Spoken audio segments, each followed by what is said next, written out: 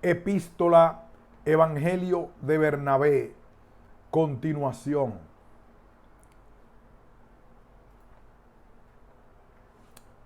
Título: No basta poseer la alianza, la reprobación de Israel. Aviso para el pueblo cristiano.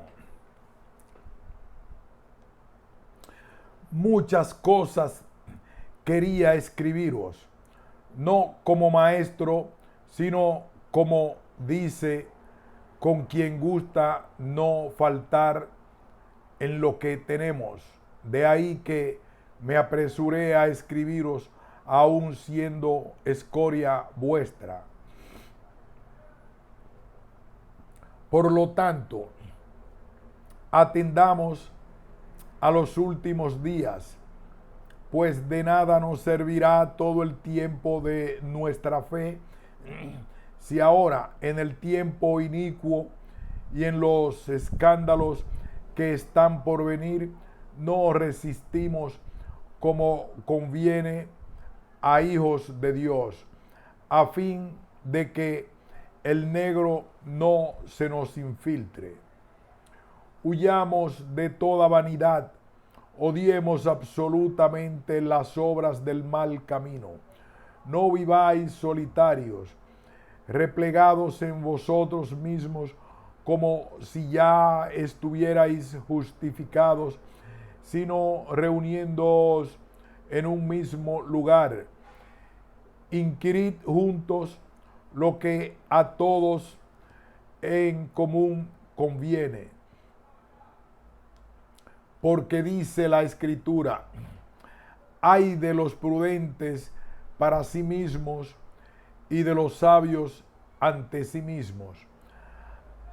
Hagámonos espirituales y hagámonos templo perfecto para Dios, en cuanto esté en nuestra mano.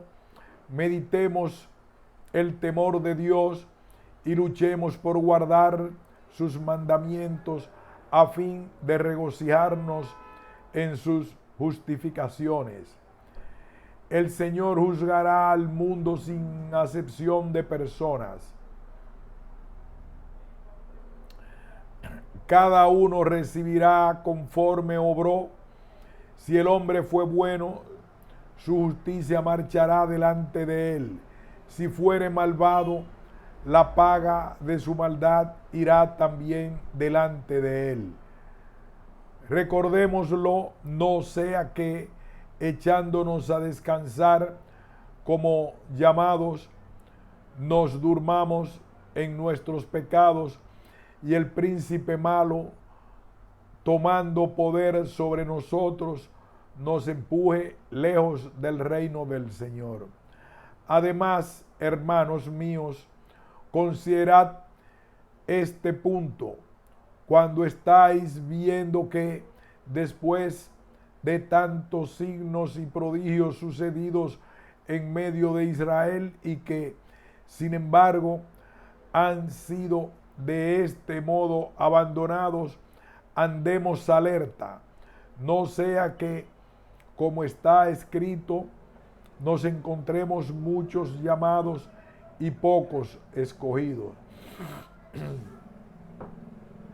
La gracia de la redención. Porque el Señor soportó entregar su carne a la destrucción, a fin de que fuéramos nosotros purificados por la remisión de nuestros pecados, lo que se nos concede por la aspersión de su sangre. Acerca de esto, efectivamente, está escrito, parte que se refiere a Israel, parte a nosotros, y dice así: fue herido por nuestras iniquidades y debilitado por nuestros pecados. Con su llaga fuimos nosotros sanados. Fue conducido como oveja al matadero, y como cordero estuvo mudo delante del que se trasquila. Por tanto, tenemos deber de dar sobremanera gracias al Señor, porque nos dio a conocer lo pasado, nos instruyó acerca de lo presente y no estamos sin inteligencia para lo porvenir. Y así dice la Escritura: no se tienden injustamente las redes a los volátiles, lo cual quiere decir que con razón se perderá el hombre que, teniendo conocimiento del camino de la justicia, se precipita a sí mismo por el camino de las tinieblas. ¿Por qué sufre el Señor en su carne? Consideremos otro sí este punto, hermanos míos. Si es cierto que el Señor se dignó padecer por nuestra alma, siendo como es Señor de todo el universo, a quien dijo Dios desde la constitución del mundo: hagamos al hombre a imagen y semejanza nuestra. Como digo, se dignó padecer bajo la mano de los hombres. Aprendedlo. Los profetas, teniendo como tenían de él la gracia, con miras a él profetizaron. Ahora bien, él, para destruir la muerte y mostrar la resurrección, toda vez que tenía que manifestarse en carne, sufrió primero para cumplir la promesa de los padres, y luego, a par que se preparaba él mismo para sí un pueblo nuevo, para demostrar, estando sobre la tierra, que después de hacer él mismo la resurrección, juzgará. Por fin predicó enseñando a Israel y haciendo tan grandes prodigios y señales como lo que mostró su excesivo amor. Y cuando se escogió a sus propios apóstoles, los que habían de predicar su evangelio, hombres ellos injustos respecto a la ley, sobre todo pecado, a fin de mostrar que no vino a llamar a los justos, sino a los pecadores. Entonces fue cuando puso de manifiesto que era hijo de Dios, porque de no haber venido en carne, tampoco hubieran los hombres podido salvarse mirándole a él. Como quiera que mirando al sol, que al cabo está destinado a no ser como obra que es de sus manos, no son capaces de fijar los ojos en sus rayos.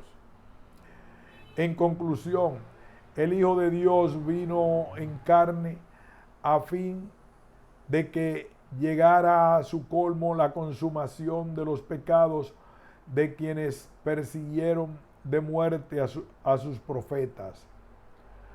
Luego para ese fin sufrió. Dice Dios, en efecto, que la haga de su carne procede de ellos. Cuando hirieren a su propio pastor, entonces perecerán las ovejas del rebaño. Ahora bien, él mismo fue quien quiso así padecer, pues era preciso que sufriera sobre el madero. Dice, en efecto, el que profetiza acerca de él: perdona a mi alma de la espada y traspasa con un clavo mis carnes, porque las juntas de malvados se levantaron contra mí. Y otra vez dice, he aquí que puse mi espalda para los azotes y mis mejillas para las bofetadas, pero mi rostro lo puse como una dura roca. preludios de la pasión del Señor. Ahora bien, ¿qué dice cuando hubo cumplido el mandamiento? ¿Quién es el que me juzga? Póngase frente a mí. ¿Quién es el que se justifique en mi presencia? Acérquese al siervo del Señor. Ay de vosotros, porque todos habéis de envejecer como un vestido, y la polilla os consumirá. Y otra vez dice el profeta: una vez que fue puesto Jesús como roca fuerte para despedazamiento, mira que voy a echar en los cimientos de Sión una piedra de mucho valor, escogida, angular, preciosa. ¿Qué dice después? Y el que se esperare en ella vivirá para siempre. Luego, nuestras esperanzas estriban sobre una piedra de ninguna manera. Lo que significa es que el Señor puso su carne en fortaleza, pues dice: y púsome como una roca dura. Pero dice de nuevo el profeta: la piedra que desecharon los constructores vino a ser cabeza de ángulo. Y otra vez dice: este es el día grande y maravilloso que hizo el Señor.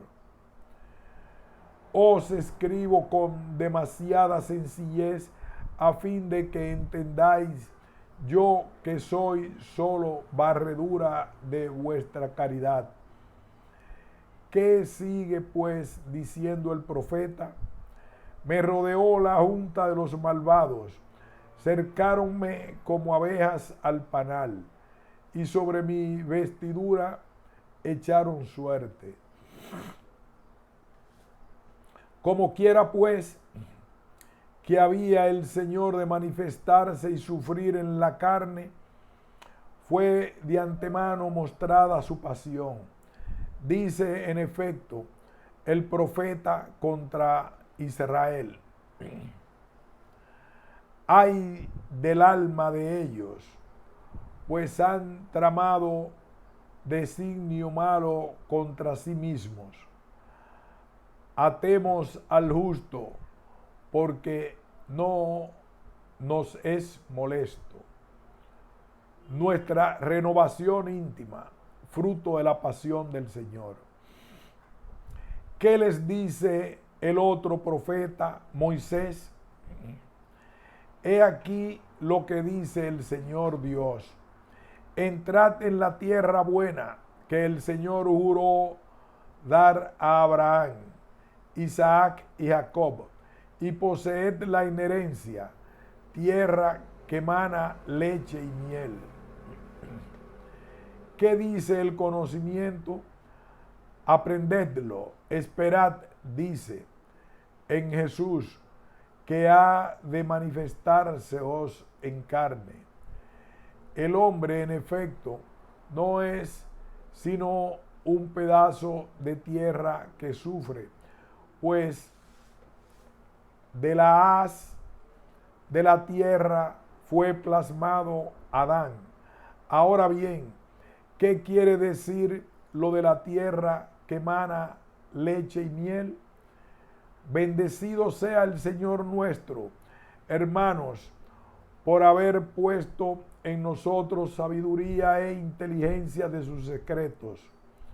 El profeta, en efecto, nos pone una parábola del Señor. ¿Quién lo entenderá sino el sabio e inteligente y que ama a su Señor? Ahora bien, ello significa que, habiéndonos renovado en el perdón de nuestros pecados, hizo de nosotros una forma nueva, hasta el punto de tener un alma de niños, como que de veras nos ha plasmado Él de nuevo. Y en efecto, la Escritura dice de nosotros lo mismo que Dios dijo a su Hijo: hagamos al hombre a imagen y semejanza nuestra, y tenga imperio sobre las bestias de la tierra, y sobre las aves del cielo, y sobre los peces del mar. Y dijo después de contemplada la hermosa figura nuestra: creced y multiplicaos y henchid la tierra. Todo es eso a su Hijo. Mas también te demostraré cómo nos lo dice a nosotros. La segunda creación la cumplió en los últimos tiempos. Pues dice el Señor: he aquí que hago lo último como lo primero. Luego, en relación con esto, predicó el profeta: entrad en la tierra que mana leche y miel, y enseñorearos de ella. Síguese, por tanto, que nosotros somos los plasmados de nuevo, al modo como a su vez lo dice el otro profeta.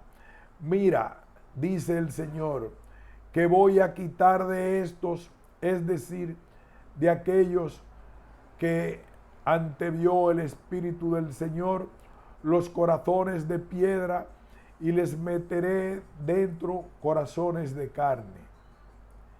Y es que Él había de manifestarse en carne y habitar en nosotros. Y en efecto, hermanos míos, templo santo es para el Señor la morada de nuestro corazón. Porque dice otra vez el Señor: ¿y en qué seré visto por el Señor mi Dios y seré glorificado? Dice: te confesaré en la reunión de mis hermanos y te cantaré himnos en medio de la congregación de los santos. Luego nosotros somos los que introdujo en la tierra buena. Pues, ¿qué quiere decir la leche y la miel? Es que el niño se cría primero con miel y luego con leche. Consiguientemente, de esta manera, también nosotros, criados con la fe de la promesa y con la palabra divina, viviremos señoreando la tierra. Ya lo dijo más arriba: y crezcan y multiplíquense y manden sobre los peces. Ahora bien, ¿quién es ahora capaz de mandar sobre la tierra y sobre los peces o sobre las aves del cielo? Porque debemos darnos cuenta que mandar es asunto de potestad, que implica dominar con imperio. Ahora bien, es cierto que ahora no se cumple eso. Luego a nosotros se nos ha dicho cuándo se cumplirá. Cuando también nosotros alcancemos punto tal de perfección que vengamos a ser herederos de la alianza del Señor. El macho cabrío, emisario, símbolo de la pasión del Señor. Así pues, considerad, hijos de la alegría, como el Señor bueno nos ha manifestado todo de antemano, para que sepamos a quién debemos alabar con acciones de gracia por todo. Ahora bien, sí, el Hijo de Dios, Señor que es y que ha de juzgar a los vivos y a los muertos, padeció para que su herida nos vivificara a nosotros. Creamos que el Hijo de Dios no podía sufrir sino por causa nuestra. Es más, clavado en la cruz, fue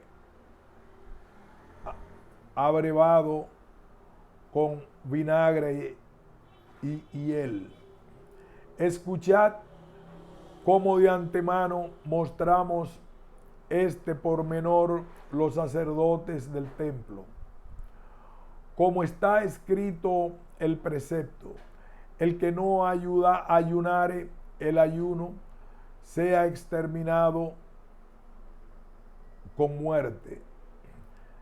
La razón de mandarlo el Señor fue porque Él había de ofrecer un sacrificio por nuestros pecados, el vaso del Espíritu, y cumplir a la par la figura de Isaac ofrecido sobre el altar.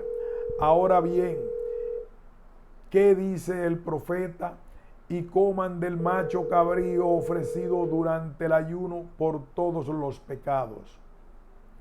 Atended cuidadosamente y coman los sacerdotes solos y todos el intestino sin lavar con vinagre. ¿Con qué fin? Pues vosotros sois los que me habéis de abreviar un día con hiel mezclado de vinagre, a mí que he de ofrecer mi carne por los pecados de mi pueblo nuevo. Comed vosotros solos, mientras el pueblo ayuna, y que golpee el pecho en saco y ceniza, para demostrar que él había de sufrir mucho de parte de ellos. Atended a lo que mandó, tomad 2 machos cabríos hermosos e iguales y ofrecedlos en sacrificio, y tome al uno el sacerdote en holocausto. ¿Y qué harán del otro? Maldito, dice la Escritura, es el otro. Atended cómo se manifiesta aquí la figura de Jesús, y escupidle todos y pinchadle y poned en torno a su cabeza la lana purpúrea, y de este modo sea arrojado al desierto. Y cumplido esto, el que lleva el macho cabrío lo conduce al desierto, le quita la lana y lo coloca sobre un arbusto llamado zarza, cuyos frutos solemos comer cuando los hallamos en el campo. De ahí resulta que solo los frutos de la zarza son dulces. Ahora bien, ¿qué quiere decir todo esto? Atended el uno puesto sobre el altar y el otro maldecido. Y justamente el maldecido es el coronado.